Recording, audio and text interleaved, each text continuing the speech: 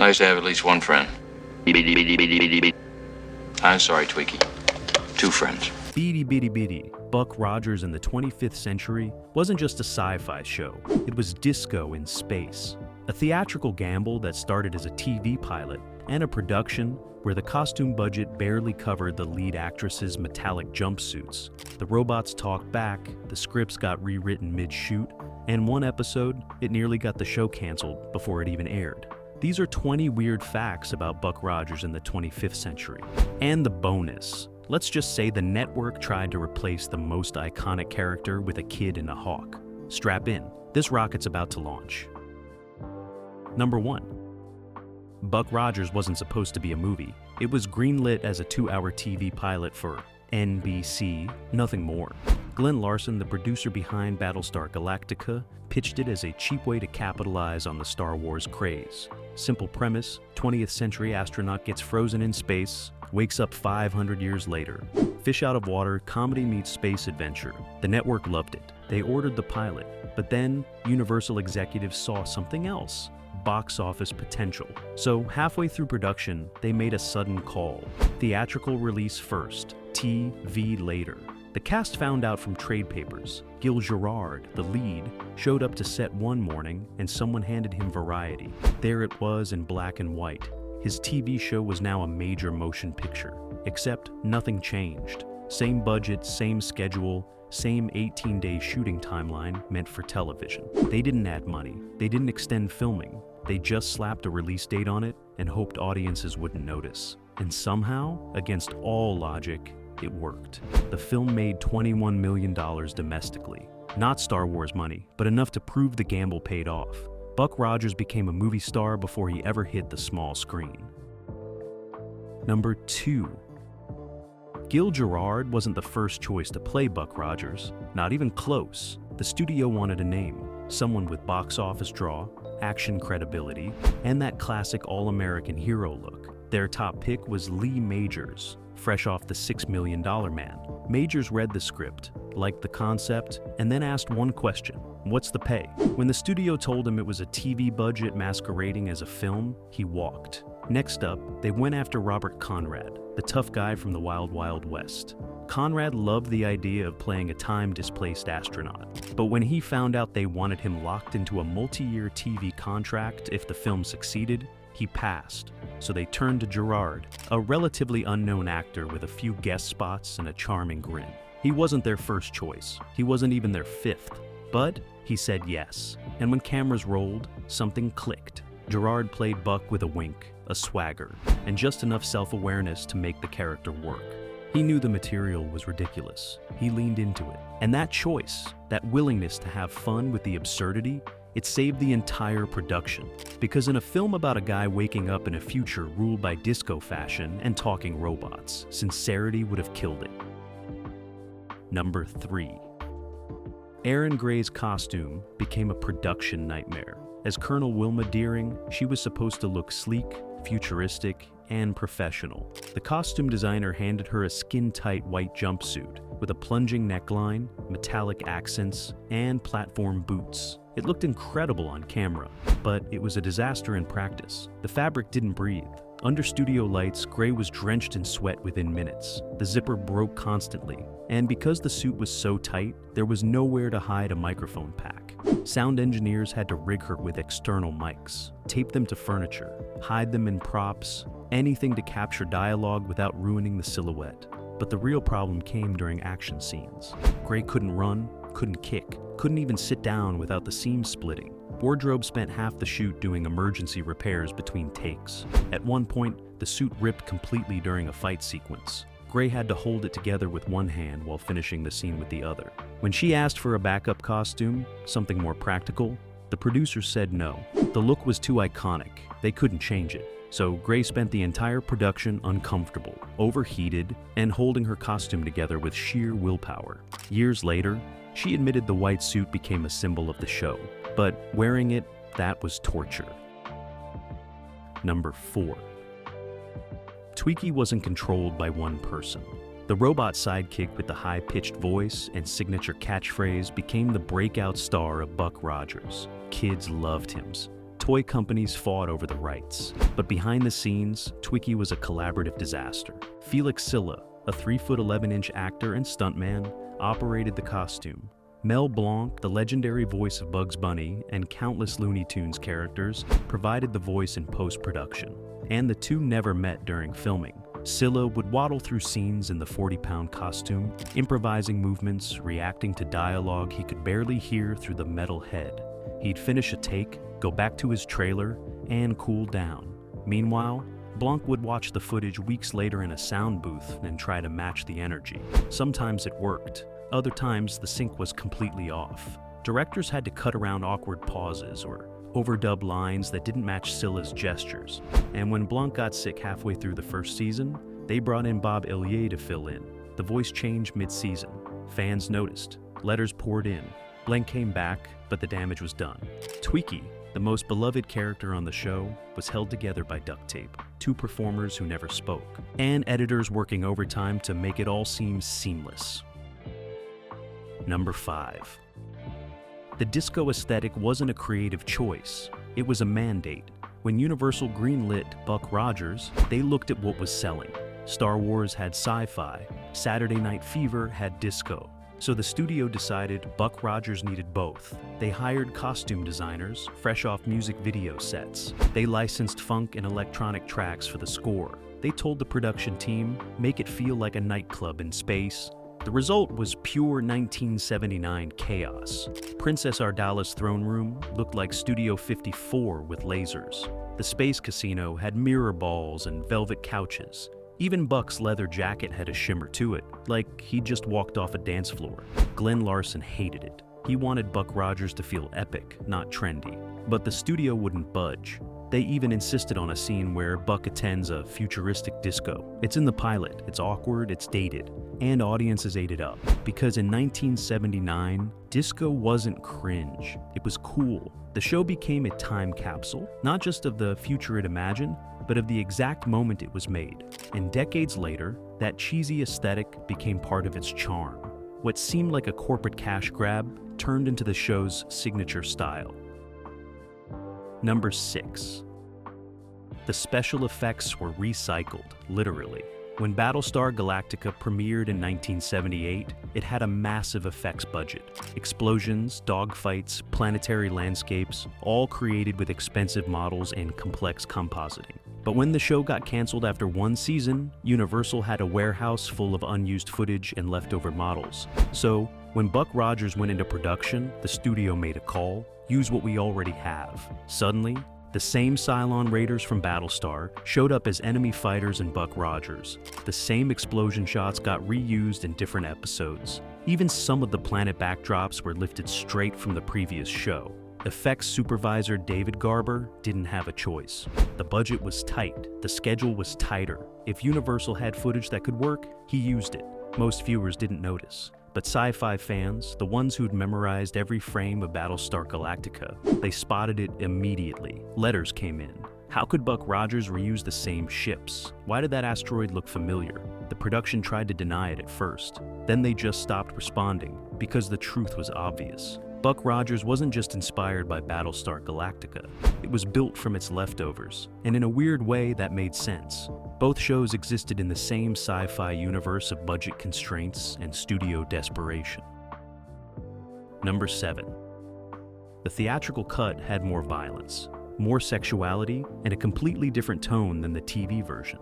When Universal decided to release Buck Rogers in theaters, they realized they had a problem.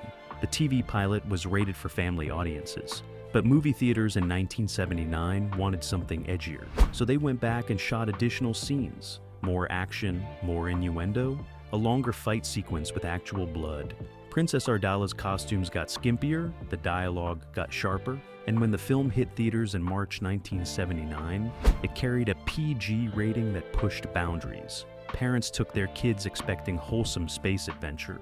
What they got was a film with cleavage, double entendres, and a surprising body count. Some theaters got complaints, but most audiences didn't care. The movie made money. Then 6 months later, NBC aired the TV version, and it was completely different. The violence was cut. The sexual tension was dialed back. Scenes were rearranged. New footage was added to fill the runtime.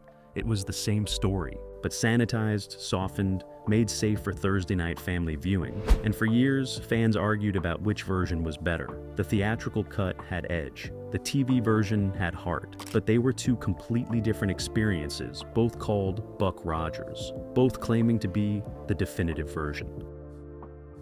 Number 8. Pamela Hensley almost quit over her costume. As Princess Ardala, the seductive villain obsessed with Buck, Hensley was supposed to ooze danger and desire. The costume department delivered. Plunging necklines, sheer fabrics, metallic accents, and headdresses so heavy she could barely turn her head. Hensley looked stunning, but she was furious. When she auditioned for the role, she was told Ardala would be a powerful, intelligent antagonist, a femme fatale with brains and ambition. But when she arrived for her first fitting, she realized the truth. Ardala was eye candy. The costumes were designed to distract, not empower. Hensley confronted the producers. She threatened to walk. They offered more money. She refused. So they made a deal. Hensley could rewrite some of her own dialogue, add layers to the character, make Ardala more than just a pretty face in a ridiculous outfit. And she did. Watch the film closely. Ardala's best lines, the ones with bite, those came from Hensley. She fought for every ounce of agency her character had, and it worked. Princess Ardala became iconic, not because of the costumes, but because Hensley refused to let her be one-dimensional. The outfit stayed, but the character grew. And that tension between exploitation and empowerment, it's written all over her performance. Number 9. The opening narration was rewritten the night before filming. The original version was dry, technical, filled with exposition about nuclear war and suspended animation. Glenn Larson read it and hated it. Too boring, too serious, not enough fun. So the night before, they were supposed to shoot the opening sequence. He locked himself in his office and rewrote the entire thing. He wanted something pulpy, something that felt like the old Buck Rogers serials from the 1930s. Adventure, not science. When he finished, he handed the pages to the narrator and said, "Record this tomorrow. Don't ask questions." The new opening hit a completely different tone. It was campy, energetic, self-aware. It told the audience, this is a ride, not a lecture. And when test audiences saw it, they responded immediately. The opening set the mood for everything that followed. If Larson had kept the original version, Buck Rogers might have felt like a generic dystopian drama. Instead, it became a space romp. All because one producer stayed up late rewriting narration that nobody thought mattered. Number 10. The network almost pulled the plug before it aired. After the theatrical release, NBC prepared to launch Buck Rogers as a weekly series in September 1979. But during test screenings, something went wrong. One episode, a story involving a space vampire, tested horribly. Audiences hated it. Parents complained. The network panicked. NBC executives called an emergency meeting. They considered canceling the show before it even premiered. Glenn Larson begged for one more chance. He promised to rework episodes, tone down the weirdness, focus on action and humor instead of horror. The network gave him 2 weeks. Larson pulled the space vampire episode, rewrote 3 others, and shuffled the airing order. When Buck Rogers finally premiered on September 20th, 1979, it pulled massive ratings. Kids loved it. Adults tolerated it. And NBC, the network that almost killed it, suddenly wanted more. The space vampire episode eventually aired later in the season, quietly, with no fanfare, and it still bombed. But by then, Buck Rogers was a hit, and one bad episode couldn't stop it. Number 11. The budget was so tight, they reused the same hallway for every location. The Earth Defense Director at headquarters, the spaceport, the prison complex, even alien ships, they all had the same curved white corridor. The production designer tried to hide it. Different lighting, new wall panels, rearranged furniture, but it was always the same 40-foot hallway on stage 9. Crew members joked about it constantly. Actors would finish a scene on an enemy vessel, walk 10 feet, and start shooting a scene supposedly happening on Earth. No breaks, no set changes, just different camera angles.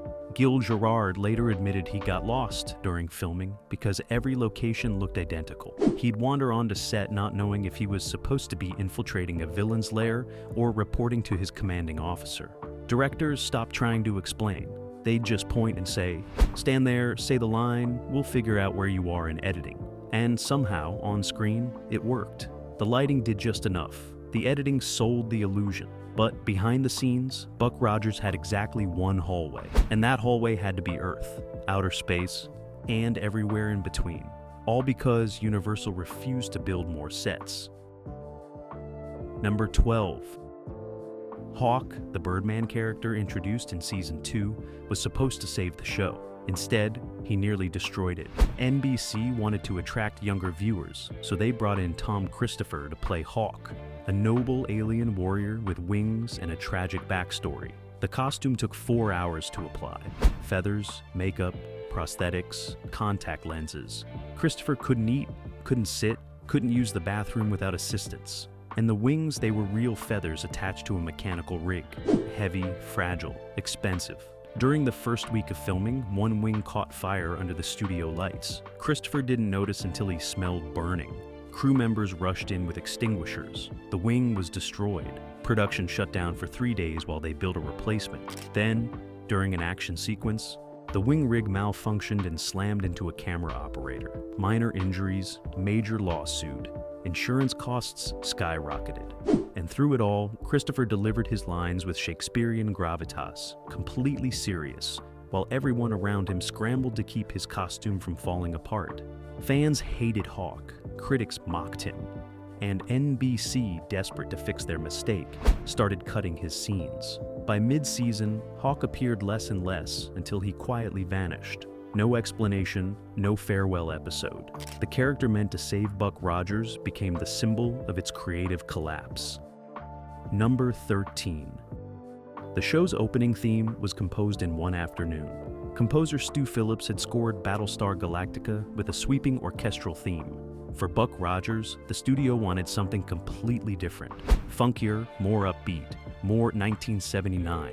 They gave Phillips 3 days. He wrote it in 4 hours. Driving synthesizers, disco strings, a melody that screamed late-night TV. He recorded it with session musicians the next day, delivered the final mix 48 hours later. The studio loved it. It was cheap, fast, and catchy enough to sell records. And it worked. The Buck Rogers theme became one of the most recognizable TV themes of the era. Kids hummed it, stores played it. And Phillips, who spent months crafting the Battlestar score, watched his 4-hour Buck Rogers theme become his most famous work. He later joked that his career proved one thing: audiences don't care about effort, they care about earworms. The theme wasn't sophisticated, it wasn't complex, but it was undeniably Buck Rogers. And 45 years later, people still recognize those opening notes.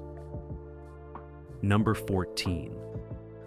The writers had no idea what the 25th century actually looked like. There was no series Bible, no detailed world building, no unified vision.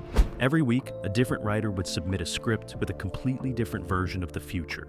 One episode: this Earth is a utopia. The next, it's a police state. Sometimes aliens are common, sometimes Buck is the first human to meet them. The continuity was a disaster. Fans noticed immediately. They wrote letters asking how the timeline worked, why technology kept changing, whether Earth had recovered from nuclear war or was still rebuilding. The producers didn't have answers, so they ignored the questions. Glenn Larson's philosophy was simple: don't overthink it. If a story needed Earth to have teleportation, they had teleportation. If the next story needed it gone, it was gone. No explanations, no apologies. It drove the writers crazy. Some quit in frustration. Others embraced the chaos and wrote whatever they wanted. The result was a show that contradicted itself constantly, but in a weird way, that became part of its charm. Buck Rogers wasn't concerned with logic. It was concerned with adventure. And in the 25th century, apparently anything could happen. Number 15. Tim O'Connor, who played Dr. Hewer, was drunk during several episodes. Not sloppy drunk, just maintaining. He'd show up to set, deliver his exposition-heavy dialogue with perfect precision, then disappear to his trailer between takes. Cast members knew, crew members knew. But O'Connor was a professional. He hit his marks, remembered his lines, and never caused delays. So nobody said anything. Years later, Erin Gray admitted she could tell which episodes O'Connor had been drinking during. His performance was slightly looser, his line readings a little more casual, but it never affected the quality. If anything, it made Dr. Huer feel more human, less stiff scientist, more weary mentor. O'Connor battled personal demons throughout his career. Buck Rogers was just one stop on a long journey, but he showed up, did the work, and gave the show a gravitas it desperately needed, even if he needed a little help getting through it. Number 16. The second season was sabotaged by its own network. After a successful first season, NBC demanded changes. More space exploration, less Earth-based stories, a smaller cast to cut costs, and a new character, a genius child prodigy to attract younger viewers. Glenn Larson fought back. He argued that the show's strength was Buck navigating a strange new Earth, not flying around random planets like Star Trek. NBC didn't care. They wanted their vision. So, Larson quit. The new showrunner brought in a kid actor, added a space hawk, moved the entire show onto a spaceship, and stripped away everything that made season 1 work. Ratings collapsed, critics savaged it, and halfway through the season, NBC started preempting episodes for sports and specials. They'd given up. The network that demanded changes then punished the show for following orders. By April 1981, Buck Rogers was canceled, not because it failed, because NBC killed it. Fans launched letter-writing campaigns. Cast members did interviews begging for renewal, but it was over. 20 years before Firefly, Buck Rogers proved that networks could destroy their own shows through executive meddling. The second season wasn't bad because the creators failed. It was bad because the network wouldn't let them succeed. Number 17. Mel Blanc recorded Twiki's voice while hooked up to an oxygen tank. The legendary voice actor was battling serious health issues during production. Some days, he could barely breathe, but he'd sit in the recording booth, oxygen mask beside him, and deliver Twiki's lines between gasps. Sound engineers would cut around the breathing, isolate the dialogue, and piece together performances from fragments. Blanc never complained. He'd worked through worse. And Twiki's voice, that high-pitched mechanical delivery, actually helped hide his struggles. When he couldn't sustain long sentences, they'd break the lines into shorter bursts. When he needed breaks, they'd schedule sessions in smaller chunks. The engineers made it work. But there were moments, quiet moments between takes, when Blanc would sit in silence, mask on, gathering strength for the next line. Felix Silla, performing in the Twiki suit, never knew. He'd watch the episodes later and hear this energetic, bouncing voice. He had no idea it came from a man fighting just to breathe. Blanc finished the season, and then, when his health declined further, Bob Elliott took over. But those early episodes, the ones that defined Twiki's personality, those were Mel Blanc refusing to let illness stop him from bringing joy to kids who'd never know what it cost. Number 18. The show's most expensive prop was a rolling chair. Princess Ardala's throne wasn't just a seat. It was a motorized vehicle that moved across the set, rotated 360 degrees, and featured built-in lighting effects. The design was ambitious. The execution was a nightmare. The motor broke down constantly. The rotation mechanism jammed. And because it was so heavy, it gouged tracks into the studio floor. Production had to repair the stage between shooting days. Insurance companies threatened to drop coverage. And Pamela Hensley, sitting in this mechanical disaster, had to deliver her lines while the thing lurched and groaned beneath her. During one scene, the chair's motor caught fire. Hensley jumped out mid-take. Crew members rushed in with extinguishers. The chair survived, barely. They used it for the rest of the season because they had already spent the money. But Hensley refused to sit in it unless a stunt coordinator was standing by. A throne that cost more than most sets, more than some guest stars' salaries, and it spent half its time being repaired. That was Buck Rogers in a nutshell. Big ideas, small budgets, and props that nearly killed the cast. Number 19. Gil Gerard and Erin Gray hated each other at first. Not on screen, where they had genuine chemistry. Behind the scenes, Gerard thought Gray was too serious, too focused on craft. Gray thought Gerard was unprofessional, always joking, never taking the work seriously. They barely spoke off camera. Then, 3 weeks into filming, they got trapped in an elevator. Studio malfunction. Lights out. No help coming for 40 minutes. In the darkness, they started talking. Actually talking. Gerard explained he used humor to deal with anxiety. Gray admitted she felt pressure to prove herself in a genre that didn't take women seriously. By the time the elevator started moving again, they understood each other. They weren't best friends, but they were allies. And that shift changed the show. Their on-screen relationship deepened. The banter felt real. Audiences noticed. Critics commented on their chemistry. And it all started in a broken elevator where two actors who couldn't stand each other found common ground. Gerard later said that 40 minutes saved the show because Buck Rogers needed their partnership to work. Without it, the whole thing collapsed. Number 20. The finale wasn't meant to be a finale. When NBC canceled the show in April 1981, the cast was still shooting. No one told them it was ending. They filmed the last episode thinking it was just another installment in what they believed would be a third season. There was no closure, no goodbye, no final moment where Buck reflects on his journey. Just another adventure that ended on a cliffhanger. The episode, titled The Dorian Secret, wrapped on a Friday afternoon. Normal day, normal shoot, normal goodbyes. Then, the following Tuesday, they got the call. It's over. Pack your trailers, clear the sets. No movie, no revival, no chance to finish the story.